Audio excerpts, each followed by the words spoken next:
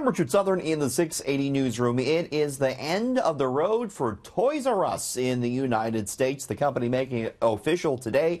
Its 700 plus U.S. stores are going to close for good. An end of an era. Toys R Us been around for 70 years in the States, but struggling under a mountain of debt. It's going to close, 33,000 people to lose their jobs.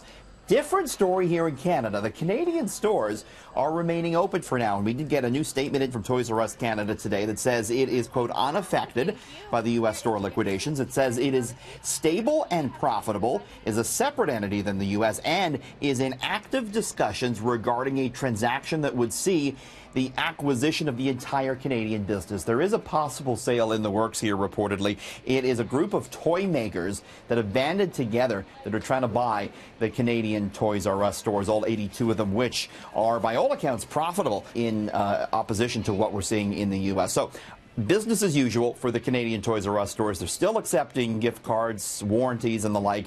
We'll continue to follow this story. Meantime, the next time you talk to the Bank of Montreal, ask the bank a question, you might be talking to a computer. BMO says it is launching chatbots that will field questions for its customers via Facebook Messenger and Twitter. Chatbots have been fed 250 of the top consumer questions.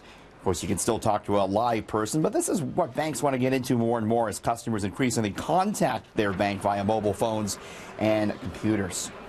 Canadian auto parts maker Magna International teaming up with ride-sharing company Lyft to collaborate on self-driving car systems. Magna says the co-developed self-driving systems could be used on Lyft's ride-sharing network as well as across the automotive industry. So Lyft looking again into self-driving cars, and Uber, by all accounts, is as well as it tests autonomous vehicles. The largest owner of U.S. radio stations filing for bankruptcy today. iHeartMedia, with a Chapter 11 filing in the U.S. It is struggling with $20 billion of debt. Grappling as well with falling revenue at its 850 U.S. radio stations. The filing not expected to affect day-to-day operations. iHeartMedia, which also has streaming music services, has apparently reached a restructuring deal with its creditors. Canada's Privacy Commissioner says it's going to look at this whole situation regarding Loblaws gift cards and consumers being asked for ID in order to get those cards, which the grocer was giving out in relation to the alleged bread price-fixing scandal. Some consumers said they were asked for their driver's license or for a utility bill in order to get the card. Loblaw says it asks for that personal information in some cases if there's more than one request for a card from a specific address, or if there's a similar name involved. Again, the Privacy Commissioner says it's going to look at whether Loblaws violated a federal act protecting the privacy of Canadians when it asked for that personal ID.